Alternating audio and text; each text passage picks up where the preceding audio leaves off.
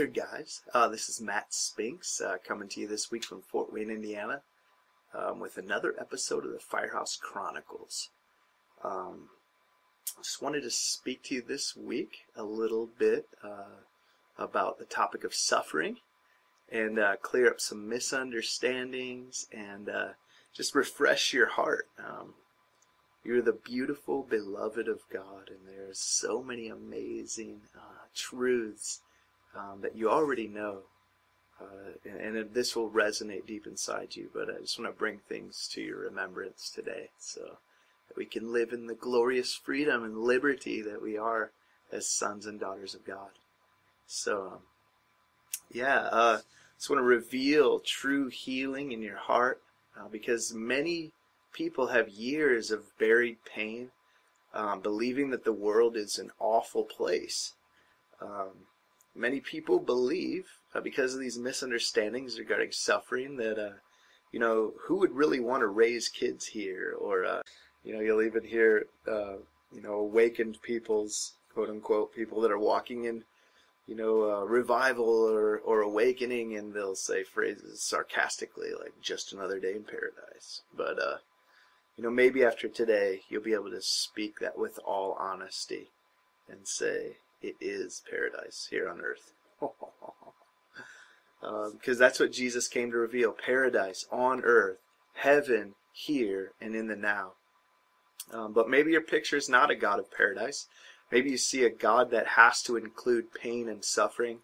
Or at best, your thought has been to detach yourself so as, to exist or kind of just bear with or bear up under this pain. But there is something better. So the question comes so often by countless billions of people around the world: why do we suffer? And while we're all growing in our awareness, there's some understanding that I hope will resonate with you. Suffering stems from the consciousness of humankind being locked into illusions. We've been locked into illusions for a long, long time as a human race. And this isn't even your fault. This hasn't been God sending the stuff either. But you were born into a world of ignorance, Acts 17:30. And so suffering is stemmed from a world ignorant of reality. Now, you've experienced some real pain. Many of you out there have experienced just crazy stuff that's happened to you or happened to those in your family, those closest to you. And the good news of Jesus is that God lets you blame him for that. Jesus is fine with taking responsibility for that pain. Now that might feel like a scandal to many of you out there, but Jesus is fine with letting you blame him. The Trinity has been willing to allow us to put our blame on God. Jesus joined himself with you in your suffering, and he's allowed us to place the blame on himself, allowed us to make him responsible. So let this reality free your heart, guys. In all the confusion, God, who is only pure, magnificent splendor, would rather just take the blame and justify you than try and prove to you by fact and argument that he is good. God would rather let you call him bad and just win your heart back.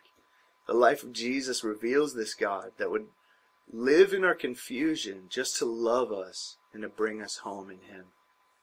God's grace was revealed in such a perfection that would take the blame for our illusion and fallen reality so as to lift us into a new one, into the new world. This is the good news of why Christ came. So there's something really relevant to you even in the midst of your suffering in the illusion of the global consciousness of the fallen understanding and mindset. Jesus Christ comes to enter right into that, to enter into the pain that you've suffered, to enter into the confusion of the world, to meet you where you're at, like he's always been, even entering into your illusion, so that you would trust him to lead you out of it.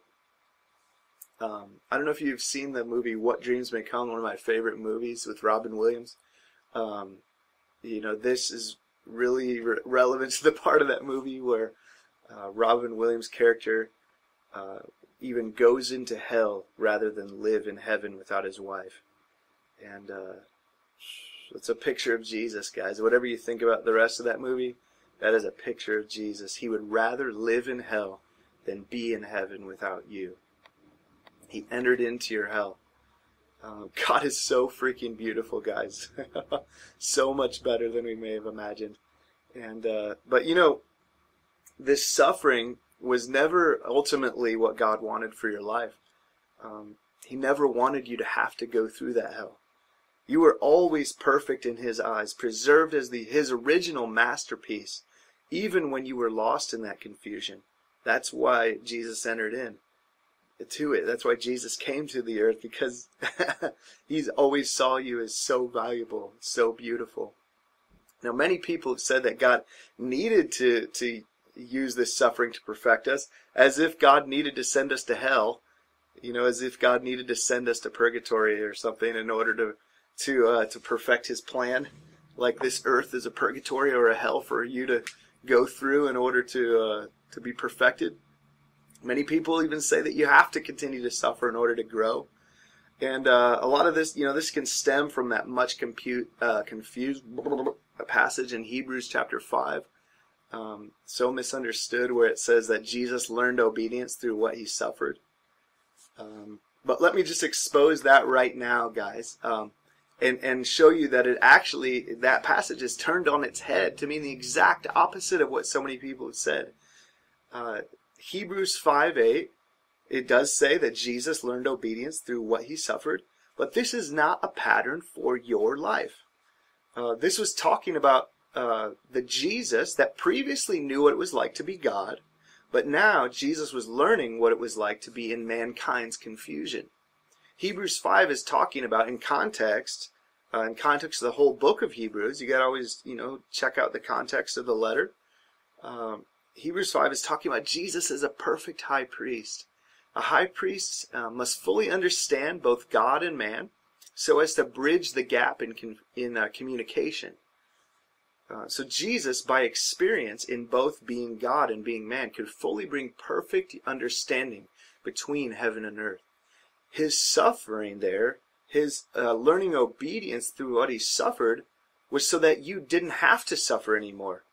And doesn't it feel good to know that for Jesus, in order to be the perfect high priest, he had to fully understand you. He learned by experience everything about your pain. He knows you. And not so he could leave you there, not so that he could set an example for you, but to win your heart. He went to that place of understanding your deepest pain so that you would trust him and allow him to bridge that gap, so that he could take you out of your pain and lead you through winning your heart. You could trust him again, so he could lead you into this whole new world, this beautiful expanse, this green pasture laid out before you. From that place, so you would let him give you things that you thought were too good to be true. And I know that that's the big stumbling block for so many people out there, is it still feels too good to be true because of what you've experienced. But just, this is what Hebrews 5 is talking about. Jesus entered into your experience to say, I know how it feels, guys, but let me take you to that beautiful place called heaven on earth. Now, we have made whole industries out of comforting people in their illusions. We have become, there's guys out there, especially so many ministers and pastors, they've seen so much pain that they've dedicated their life to comforting people under a curse. And while Jesus brings comfort in the midst of every circumstance, a deep, powerful comfort, he doesn't leave you in that circumstance. It's so he could lead you out of it. And so I want to just, encourage us and challenge us as ministers to continue to comfort people, but let's throw away that industry. Let's not just comfort them in their pain. Let's weep with those who weep. Bring those words, live with them, but lead them out into the ecstasy of the pure bliss of heaven, the life that Jesus created. I don't see God upset at ministers or upset at the industry that's comforted people in death and pain, but Jesus came to bring an answer to all that. Let his understanding of your pain lift you out of it. Let his life become ours, that we could truly be ourselves, not ourselves depressed and hewn down by burdens that were never the heart of God. Wow, yeah, it's such good news, guys. It's so amazing. It's so beautiful. Many times our confusion, it's just been our illusions regarding the state of the world that have often furthered us in creating even more and more complex illusions, maybe even theological or psychological confusions about God. We've become so accustomed to living in a lower, confused world that we've built up these complex ideologies and theologies about it, trying to explain how a good God could still want to cause people to hurt and all this nonsense. We've believed that he just wanted us to die daily, die to our dreams. I don't know if you ever heard these phrases, even in the church. We've believed these lies that God just wanted us to toil and work all our days in pain, maybe becoming more and more holy through the trials and sufferings of life. But all of this nonsense about dying daily and dying to our dreams, no, God created you for life and life abundantly. Whoa.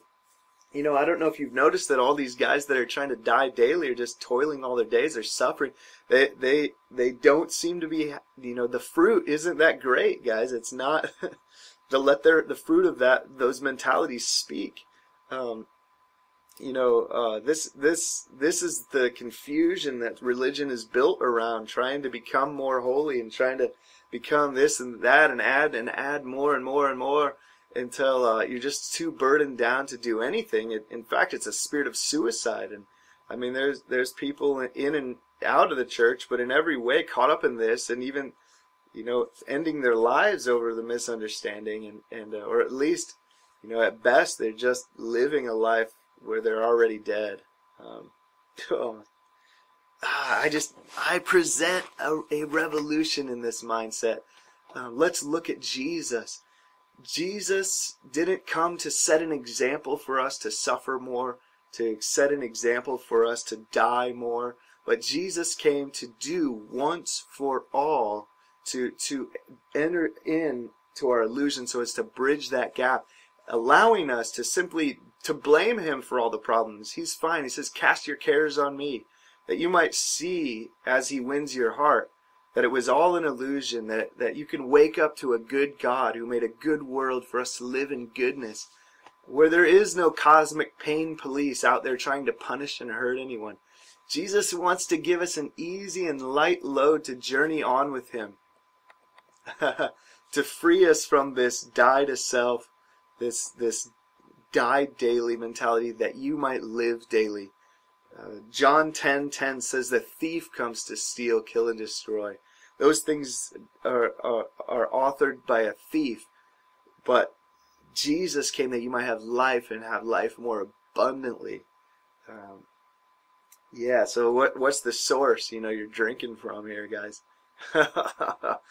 Now, in this world you may have trouble. Yeah, Jesus said that. There'll be persecutions, even temporary contradictions, as everyone's still waking up. But Jesus said, take heart, for I have overcome the world.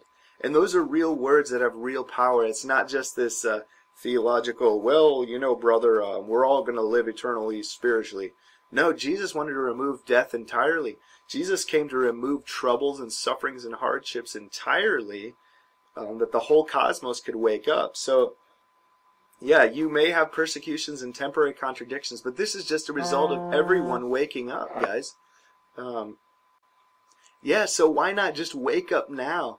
Why not be the change that you want to see by just living your life and enjoying the fact that reality is good, God is good. You're here just to enjoy your life.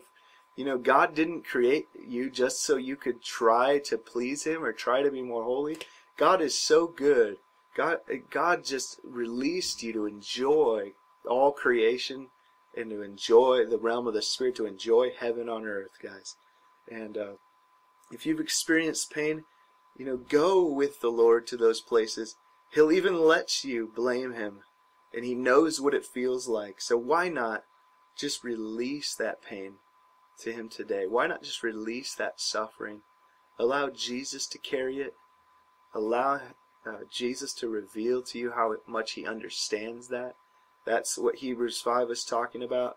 That he understands fully what it's like to live as a person in confusion. From that place, he has the authority to lead you on now into a realm of heaven on earth, where, as it says in the book of Revelation, which I believe is being fulfilled in this day, in the now, there is a new heaven and a new earth where there is no more tears, no more sorrow, no more pain, no more suffering. The gospel brings pure laughter and joy, guys.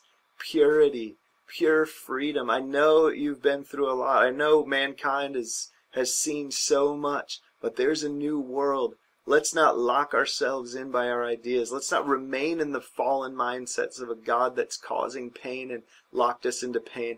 But let's realize that he entered into that and has brought a whole new world. The kingdom of heaven is here, guys. So just have a drink of that with me for a second as we close. Hallelujah, Lord. Wow. Sha-la-la-la-la-la-la. We embrace right now that reality fully into our situation, despite any seeming contradictions, despite what pain has happened to us in our childhood from parents, from friends, despite what sickness has done, despite what persecution has done. We receive the reality of your full favor, the vibration of your love over us right now, that we might live in health and wholeness, just enjoying our life all our days. Thank you, Holy Spirit. We love you. Amen.